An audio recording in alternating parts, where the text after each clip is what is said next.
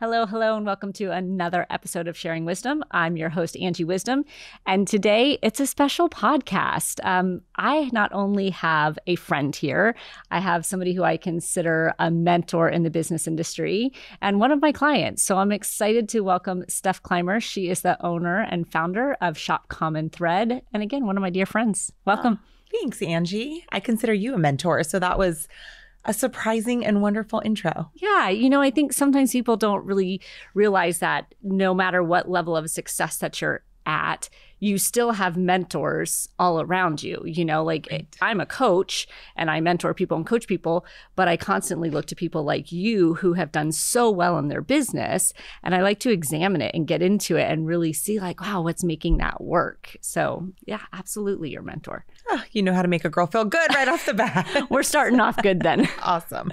I really wanted to bring you on today because I've watched your business for a few years now. And actually, if we back up, I shopped at your business before I even knew it was your business, before it is the business that it is now.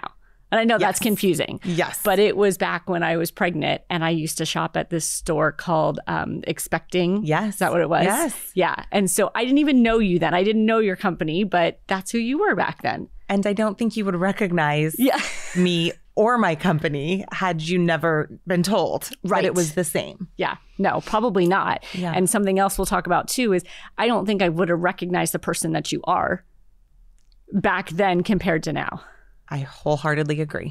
Because you have said before, people often ask me God, how are you so good at this? And how do you stay so disciplined and your mindset and all of this? And you've made many, many comments to me it was not always like this. No. And I really go back to the saying, if you don't change, nothing changes. Mm-hmm. And so my advice and the way it happened is always you take it slow, one thing at a time. Yeah. That is important. Maybe you kind of get too much on your mind and you look too far forward, it becomes overwhelming. Yes, or easy to not complete. Yeah. Because it's too much. And so you honestly cannot do it. Mm-hmm. And then you go back to maybe nothing, back to where you started when it comes to little changes or huge changes, right? But if you can go start small, start a day at a time, or even a thing at a time, then I think we really, and you and I have talked about this so many times, you stick with it, your confidence grows, and you start knowing, I can do this. Yes. And that's so key. The confidence aspect is huge for people. And we're going to get into the nitty gritty of that because it's something that people are often trying to figure out is how do I build that confidence? If you're not confident, how do you become confident? So I want to take you there. But first, let's go back to that beginning journey when it was, what was it? Was it what was the name of the store? It was just called Expecting. Expecting. Okay, with an X. It was. I can tell you the worst name. No one could find. You have to remember I was 25. Talk about you don't know what you don't know. Uh-huh. And I thought it was super clever to spell it with an X. Oh, yeah. So nobody could find me. And this was 17 years ago. So even, looking up businesses wasn't as easy then as it is now. Right, for then I made it even harder. I also didn't know then that I love a good pivot. And I did not bring a name that allows for a good pivot. So your first pivot was really not so much a pivot, a reinvention almost. It had to be. Yeah. So, but take me to that. First of all, what made you even start that business back when you were at that young age that you were going to start this store Expecting? It was a really, really small-minded thinking, but I grew up in a household, when I really think about it, with a mom that worked all the time. I spent my nights with friends. She did what she had to do to keep a business going that she had started with her husband. She worked harder and still probably does work harder than anyone I know. But I knew that I did not want to work that many hours where it controlled me and she had to miss out on a lot of things she didn't want to miss. Yeah. So I really thought when I was in college, I worked at boutiques and I thought, oh, perfect. I'll own a teeny tiny store and I'll become a mom one day and I'll be able to have something. I don't know why. I just knew I wanted something. Yes. And I'll kind of be part-time there and a part-time mom. And I don't know what I was thinking. I guess I was in college. And when I would work these boutiques, the owners would be gone sometimes. And at 19, I must have thought they were living the good life. Yeah. When you're gone as an owner, you're not gone. Right, right. But I had a really off perception I probably should have asked a lot more questions at that time, but truly that was my dream, a little baby dream. And that's what I could handle at the time.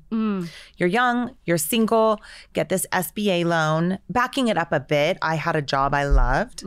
And I moved to California where I wanted to be. And I took a job that I always say I worked half as much, made twice as much, and I hated the job. Yeah. So you knew you wanted something different. I did. Yeah. And so I started applying, and there was nothing that was that exciting that I was like, leave this and this will be better. Yeah. So I decided, well, you always wanted to open a boutique. Why not now? I like to say I was too young and dumb to know it might not work. It was never a question of what if this doesn't work. It just, in my mind, it just would. Sometimes that's a blessing. It was, because I figured it out as I went. I applied for 2 SBA loans. Luckily, I answered one phone call before the other because within 2 hours, they called me one day and one said no and one said yes. But I heard from the yes before the no. Oh, so you were like, all right, game on. Whew, that felt good. Let's go. Yeah. And so I started expecting. Okay. The reason it was 2006. There were many boutiques. It was a really saturated market then. And one of my best girlfriends, who's 5 years older, was pregnant. We went shopping for clothes. There weren't any. The idea was born. Yeah. Okay, I could do this. This will be a little bit different, a bit of a niche. Yeah.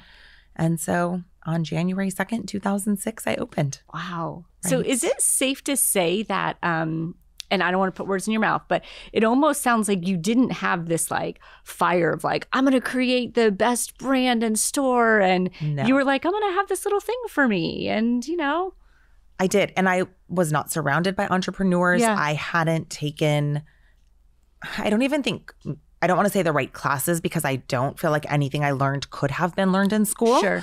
I mean the right information. And now we are so spoiled, so fortunate. You can get anything out of podcasts, books, YouTube shorts. I mean, you name it, right? I feel like we're inundated with valuable information on whatever topic you want. So I find what I want on leadership and on marketing and on mindset. I didn't even have a thirst for that. I didn't even have a knowing that it was out there. It's almost like you don't know what you don't know. 100%. Right? Yeah.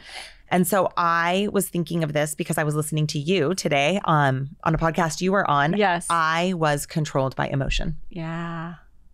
That's and common. the day happened, I took zero control. The day happened to me. And if it was a great sales day, it was a great day. And if it was a terrible sales day, it was a terrible day. And that was an exhausting way to live. But I did. See.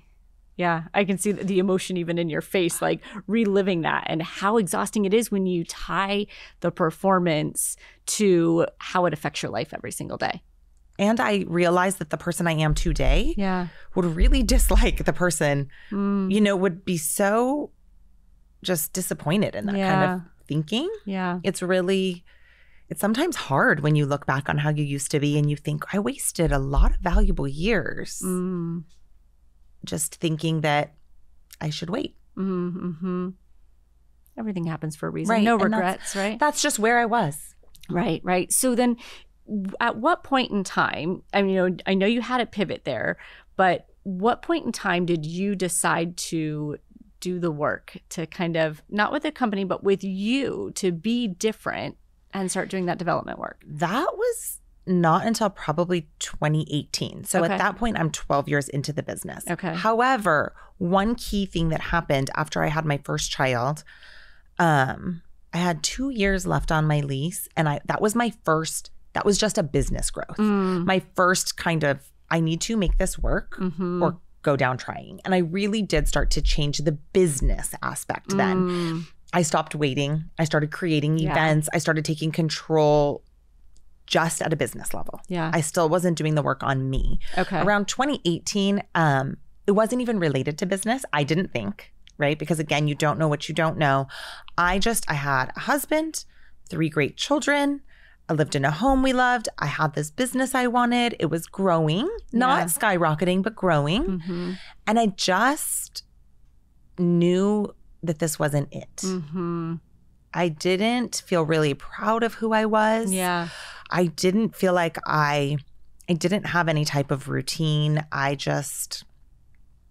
knew there was an emptiness, a longing for more, different community. Yeah. different habits, just something different. Yeah. So question for you in that, because a lot of people come across that, but they get stuck because they feel like they don't want to be ungrateful for what they have. And you even said, like, I had a husband, I had these 3 kids, and there's often this like, well, how ungrateful am I? If I have all these things that are going well, like, how could I want something different? Did that show up for you at all? It did, but it didn't stop me. Does that make sense? Oh, absolutely. I was even careful of how I would phrase it to my husband because, you know, on one hand, you're saying you want more and this isn't quite enough. And I needed him to know it wasn't him. It was, I didn't know what it was. I knew it was in me. Yeah. And I was able to hear other stories. I started to hear other stories of women, not women I knew, but again, podcasts started to become a little more popular. I started to dip my toe into the world of self-development. So now I'm hearing people tell stories kind of where I am today of who I was is not who I am. And so I was like, okay, this is possible. And it's okay to be grateful for what I have and want more. Yes. I say that all the time. Like, those can coexist in the 100%. Same space. And that's hard for people to understand sometimes. It was harder than now. It's 100% I can understand it. I am simultaneously grateful and, you know, visualizing something even greater at the same time right now. I couldn't have said it back then, but I knew that even though I was grateful for what I had, I could be a better leader, wife, and mom if I could get to the more space. So maybe that helped me reconcile it. I can also be better for other people around me. Yeah. It's almost like you started to know all the stuff that you didn't know before. You started to see it slowly, and hear it. But surely. And so everything I thought I was doing was just to become I wanted to be a better person, a happier person. No, and by happier, I mean internally happy and grateful no matter how the day unfolds. Yes. No matter what's going on around me. So I started doing that work. Yeah. Going back to where you said you were emotional based upon like how the store was doing or how the sales were doing, it was tied to your day. Oh my gosh. My mom was visiting and she has always been a really great business mentor. Yeah. And I asked her, how did you even answer the phone back then? Because, you know, when you realize something about yourself and you think, the people around me, namely my mom and husband, I thought, what an exhausting human to know or to live with, because I was that controlled. Man, I can't even imagine it. I did not know you then. I can't even imagine it. But thank God she was your mother, because somebody else might have jumped ship. I don't know. Sometimes I don't know how my husband stuck around and was just, I mean, you know him. He's so easygoing. Peacemaker. But yeah, my mom, I don't know how either. She did say sometimes I would hate to answer. Oh. But she would probably broke her heart. She was my mom. I mean, I don't know how she didn't just kind of give me the smackdown one day, like grow up and make a plan. But she patiently waited. Yeah, you figured it out. Figure it out, right? So, go back to the year-wise then. At what point did you decide to change, expecting to shop Common Thread?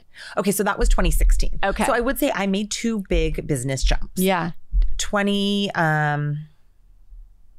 2013 was when I started to look at businesses around me and emulate those who were growing versus shrinking. Then in 2016, I finally thought, I am rebranding because we had shifted to becoming non-maternity. We've always been really great at listening to our clients. And as they said, I want flowy clothes, not maternity clothes. We brought those in. And as they said, I want to come back after and shop with you, we brought those in. And then as they told us, for every person I bring in here, you know, we had really loyal, great clients because I do think I've always been relationship driven. So I had really loyal women. They would say for every one that comes in, I have 5 who won't because of the name. They'll compliment my outfit. They see me all the time. They'll say, did you get that at that store too? They cannot walk in the door. Interesting. And, you know, I do understand that. It's called expecting. Yeah. And you're not pregnant. With an X, mind you. And you're not pregnant, and that's confusing. Right. And it used to be a maternity store. Right. So it was working against us. Yeah. And one night you start telling people you want to rebrand, and there are experts who say you're a decade in, that's a terrible idea. And one night I just thought, I'm not telling anybody else, literally nobody else, because I knew that I needed to not hear an opinion. I was doing this. Yeah. And I rebranded. Two things I want to make sure people hear, that you rewind this and you listen. That one, you started to take action on your own. You started to look at businesses who were growing. Yes. And that's key. Like, you started to go, what are they doing? And then the second piece is that you knew in your heart, in your soul, what the right thing to do was. And you had to stop getting that external opinion that was not in alignment with what you knew. Sometimes I think you do have to decide to not ask for an opinion and just go. We rebranded. That was 2016. It was the biggest gift. Immediately, our sales increased. Again, I'm still not working on myself. Yeah. So I just have a better business and had a third child, and the same, like, I need more. But you know, when you can kind of just keep running at work. That was a really good place for me. And then I had 3 young children. So I could really keep running. I could really go to bed at night and not stop and go, what is that feeling? Yeah. You know, or what is when I'm really by myself in the car or the shower, when things are quiet, what is that? What am I hearing? What do I know? It was easy to just ignore, go. What finally gave you that space where you could pay attention to that feeling and you could ask yourself? I think that I read a book, it resonated. I thought, I like this. Nothing gave me the space. And I was almost, this is going to sound silly, embarrassed. I didn't want to tell everybody or anybody. So I guess actually going back to your question, was I worried about not being grateful? Maybe it was a little of that, a little embarrassment at I'm searching for this little extra piece over here, and I'm not going to tell any of my friends or anybody in my circle because maybe I sound a little crazy, but I'm listening to these podcasts by myself and it's really hitting home. Yeah. You know? And so, and then I started to tell my husband. He was the first one where I was like, I really like this stuff and I don't really want to do any of those things anymore. I want to do all of these things. Yes. You know, and I was always a morning workout gal, but it was, you know, just a workout. I would work and I would work out in the morning. So the morning part wasn't hard, but there wasn't a routine. Right. Which you talk about. Yes. It was email. Yeah. Gym. Yep. Email. Gym. So again, I wasn't controlling that time. Right.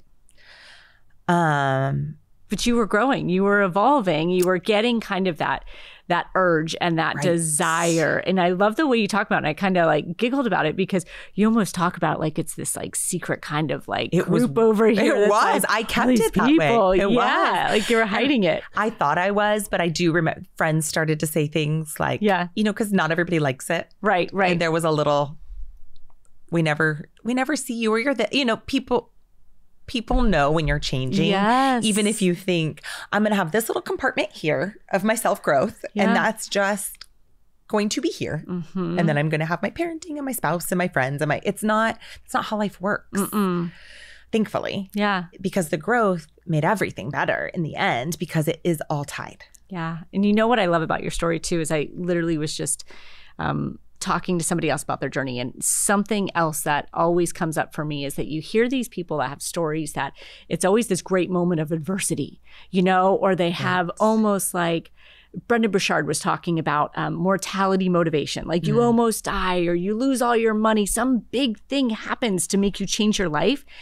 And that's not what happened for you. You were just like, you know, nosy about like, what are these other people doing? And like, what's that different lifestyle? And it's just so interesting. Like, I want people to understand that it can be that innocent and simple of just like, I read a book. Right. I wanted to see what it was like over here. I think it can just be awareness. Yeah. You know, maybe you're doing something that you told yourself you weren't going to do anymore and you just keep going back to it. And then you just ask the question, why do I do something that I'm not proud of the next day? Whatever it is, you know, I zoned out and I online shopped for 45 minutes again. And I said it can be something that small. But if we tell ourselves we're not going to do something because we don't feel good about it afterwards, I think it could even be as small as that. Sure. Why do I keep not committing to what I say? Yeah. That to me is a sign of a desire for a little bit more. Absolutely. That self-awareness. I mean, in the Morning Mindset Journal, it's the first question. Yes. In my book, it's the second chapter about like self-awareness. You have to see these things if you want the opportunity to grow. Right. For you, so you made this change, sales instantly went up, but it wasn't like you hit that, that mark right out of the gate. We've talked about this before, Yes. that your first million didn't come quick. No, it took us over a decade to sell $1 million worth of product. Now, that doesn't mean you make $1 million. Right. I like to be really clear because, I was young, and if it took a decade to earn $1 million a year, you would think, oh, that's not so bad. Yeah. No, I mean sell. Yeah. Of all the things we sold all year, it took over a decade. It took a really long time. Why do you think it was such a long trajectory for that first million? Well, because I spent at least 8 years, I'm trying to think. Oh, yeah, at least 6 to 8 years just kind of hanging out, waiting for things to happen. Waiting, not creating. Absolutely. Yep. So that was a bunch of wasted time in a sense. I hate to say wasted time, but I mean, when you're not creating, I opened in 2006, a recession hit in 2008. When you're just waiting around going, well, at least we're not out of business. No one is rushing to your door saying, we choose you. Yeah. You have to make things happen when you want them to happen. So that was a huge part of it. And then really the rebranding. Yeah. The rebranding was it. That was major. Yeah. But at that point, we had events. We had good people working for us. I didn't have a true company culture or values yet. That was coming. Well, let's talk about that a little bit, because it's something that I noticed even outside of a relationship with you when I would go into the store. Before we even started working together, I was like, wow, everyone here is so nice. They're so helpful. Like, you feel different when you leave your store. And it was just like, I've said to you before, like, sometimes I want to go there and just find something to buy because I like the environment and I like the way I feel when I'm there. So what, when you think about non-negotiables, because that's my philosophy, what was it about the culture you were building and the way you ran your business? And you said you were always kind of a relationship person. Like, what was non-negotiable for you as you were picking people, building your business, your culture? Positivity, number one. It was, we had to bring in positive humans who were contributing to each other as employees and to the women walking into our store.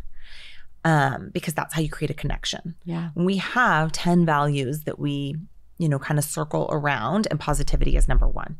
Going the extra mile is another one. Listening, showing kindness. So nothing on there is about selling. Nothing on there is about numbers. It's growth mindset, but it's not company growth. Right. Because all of that comes when you do the right thing and when you treat people the right way. Yeah. I really do believe that. And in having core values, we've been able to attract a lot of people to our company who maybe could have been paid a little bit more at a bigger company or had a bigger opportunity right away. But I have had more amazing women start and they'll say, I like your values. Yeah. I like that you have values. I've never worked anywhere that has values. And I understand that because I had never worked anywhere that had values, which is why I didn't start a company that had values. Right. It was something I learned along the way as I was growing. If I have values, my company needs to have values, because we need to be able to speak to, there are people who are turned off by our values also. That Somebody doesn't want joy or happiness. I actually had a woman once say, stop saying you all are a family. It's a turnoff. And you know what? Maybe that's better. Your values will bring in the right people. Absolutely. And they'll also let other people know who don't share those values that it's not the right place for them. And that's okay, because they have a separate set of values. Yeah. So it's just a really great jumping off point for hiring, promoting, recognizing, communicating, and on a day-to-day basis, helping the women who work for me. I say we are all women. It's women's retail, and that happens to be who works for me. Yeah. Showing up and not allowing emotions to rule them. What a blessing that you had gone through that and you knew like, this is something that I need to bring to them. It is. And some women come to me already having this and they love it.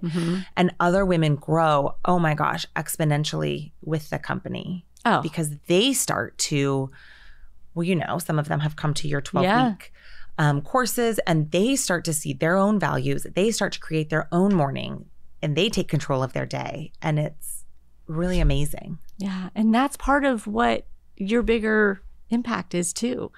Right. It stops being about, well, that little store that I wanted where I wouldn't work as much. It's not about that at all anymore. And it's sort of twofold. It's stores that can create and touch communities. What we always talk about is however a woman walks in feeling, she needs to walk out feeling better. And then the beauty of that is she takes that into the community. Yeah. You know, if you're having a not so great day and somebody really touches you and hears you and you feel better, you're nicer to the next person. Yeah. Or you see what they need. Total ripple effect. Yes. Yeah. Yes.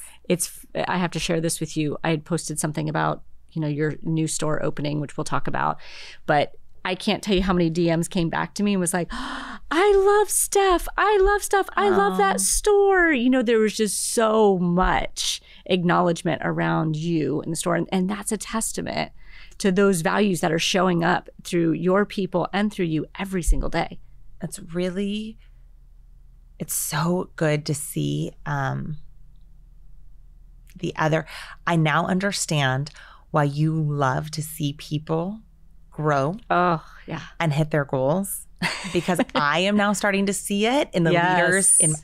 It's better than your own in certain ways, because you think, I watched this you kind of don't. I don't know how you feel. I didn't really watch my own transformation. I sort of realized it happened. Yeah.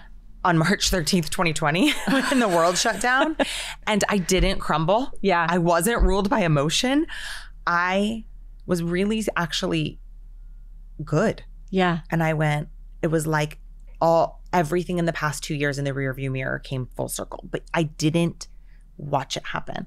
With other people, I feel like I get to watch it happen. It's just different. It's the best, isn't it? Yes. And I think about how many people say, I don't know how you do what you do. You know, and you even said that I've even said it to you before. You have. But you've helped instill that patience in me. But now you're getting a taste of it, right? And yes. And yeah, I mean, another conversation of how well you've grown your leaders. And I can think of several, and it's like, oh, you get this proud mom moment, right? You must get when you're like, wow. I remember when they wouldn't read a book, or I remember when they were driven by emotions, and you see it come full circle. You think back to some of the conversations you used to have with them, and it's like we would never be there now. Yeah. It's pretty cool. It is. It really is. You just mentioned that moment, the COVID moment. Oh, yeah. Yeah. So pivot number... Oh, gosh. That was one of our bigger pivots. Yeah. So... funny enough, when I started my growth journey, one of the things I started to do was every morning write down 10 things that I wanted to happen. The same 10 things every day. And in 2019, I started to write. So we knew we wanted to expand as a company, but we knew we didn't have the right footprint yet. So we needed this footprint, meaning the design of the store, what we offered, how we offered it, to be, you know, what we wanted to take elsewhere. Sure. And the store was too small. It was 1,400 square feet and it was bursting at the seams. And I wanted the space next door. We're on an end, which seems really great until you want a space next door. Yeah. Now you only have one option, not two. And I didn't want to leave where we are. You know, it's a really great, I mean, if people are local, they know 17th Street, but if you're not, it was a really great space. Right. And the next door was a corporate owned company, and I was working with a consultant at the time, and he said, no way. I called the landlord and said, I found out when their lease, you do have to dig a little. Sure. I found out when their lease was up, and I said, if they choose not to renew, I want first right of refusal. And the landlord said, okay, but they're not leaving. And every day I wrote it. It was one of my 10 things. The business next door decides to move, because I couldn't wish for them to, I didn't want things to not go well. I just wanted them to want a new space. Yeah. And I get to take it over. And in the summer of 2019, the landlord didn't call me. I called them because I said, they just hung a sign up and they're closing and you didn't tell me. And the landlord said they didn't tell me. Oh my gosh. So Surprise. So that was summer of 2019.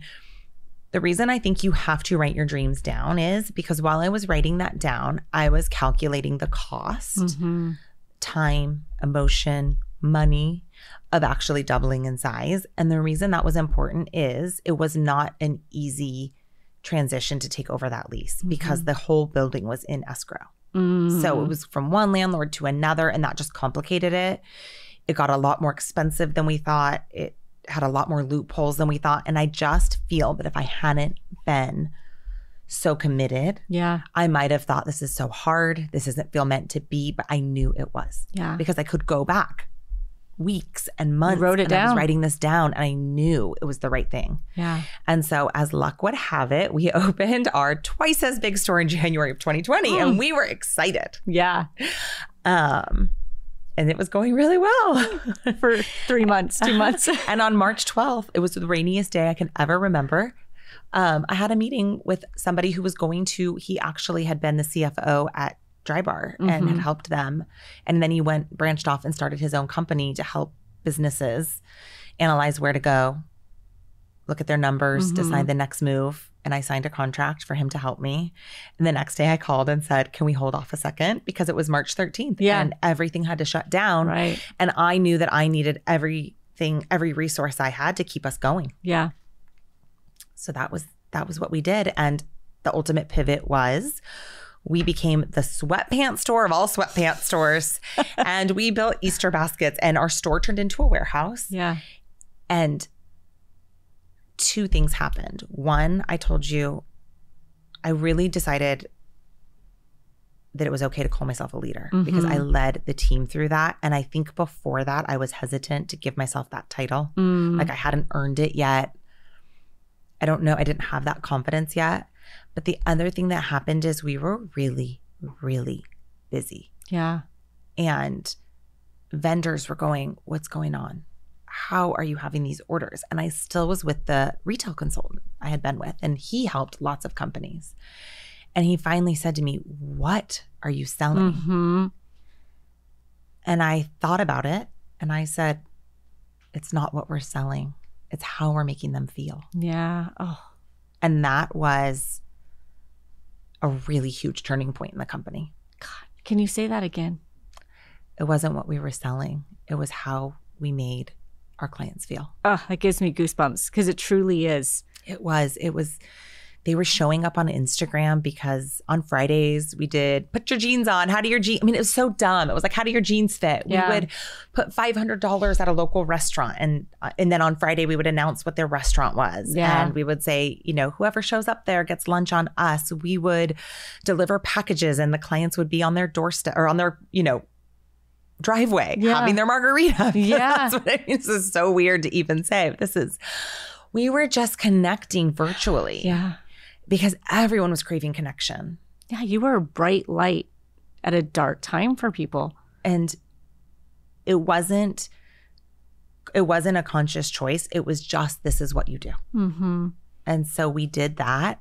And then because we learned that, we carried that with us, and that became our mission, to help women feel great and find joy. And so, yes, we sell clothes, but you can buy clothes at a lot of places.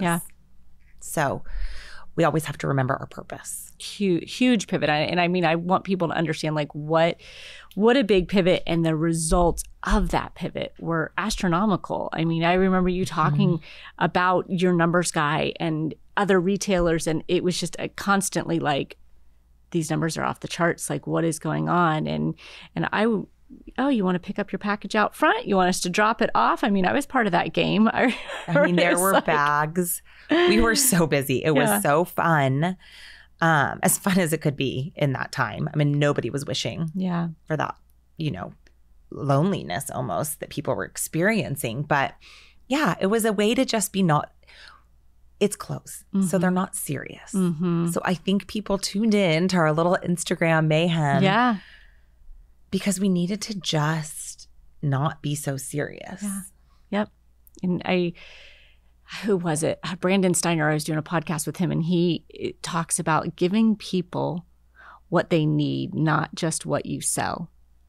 Absolutely. And that's so great. You saw that and you filled that void of what they needed, and it just created so much greatness. I want to talk about the final ultimate pivot that is occurring right now. But before then, I want to know, like, looking back at that other version of you, 16 years ago, back in 2006, you know, 8, 10, whatever, like, what is, that's a huge question. What's different? There's way too much list there. But like, what do you think has contributed to, for you to be able to make these pivots like you do now? For you to, like you said, you didn't freak out when it happened. There wasn't a choice. You didn't lose it. You just pivoted.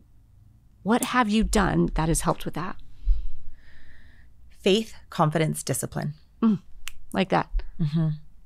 That's what it is.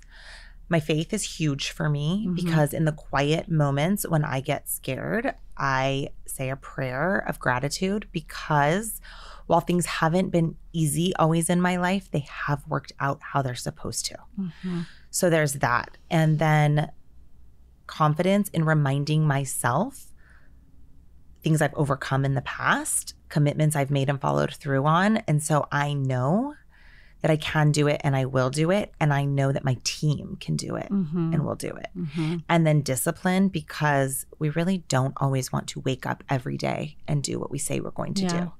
However, we have to if we want what we want. I think John Maxwell, I was listening to him once and he said, everyone will say they want what you have, but most people don't want to do what you did. So true. And that actually really motivates me. When I don't want to do certain things. Right. Even so, in following really successful people, a lot of what they do to create their confidence and discipline has nothing to do with their success in that industry or business type of thing. They would tell me, here's how to market, here's how to sell, or here's how to lead. And they'll say things like, you know, commit to running a marathon, get into a cold plunge, decide you're going to do XYZ at a gym, create this routine. They're finding a lot of that confidence and discipline outside of their actual workday or whatever it is that their big goal is. So that has really resonated with me. Yeah, it is. You know me, right? It starts with you. Yes. And it is everything that you produce, everything that you touch comes from you. So it only makes sense that the work you do, the running the marathon, all of that, you are strengthening yourself. And so everything you touch.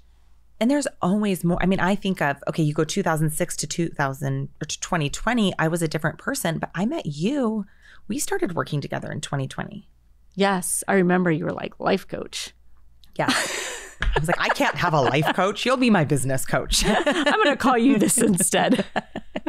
We never talk about life, do we? Oh my gosh. And then I was like, let me tell you about my marriage today. Let me talk to you about my children today. But you're totally my business coach and not my life coach, just so you know. So And I think of, I mean, the person, you helped me overcome so much. I mean, now today, I'm not even recognizable to that 2020 person. And I've gotten to a point, and the women who I work with, we say this all the time.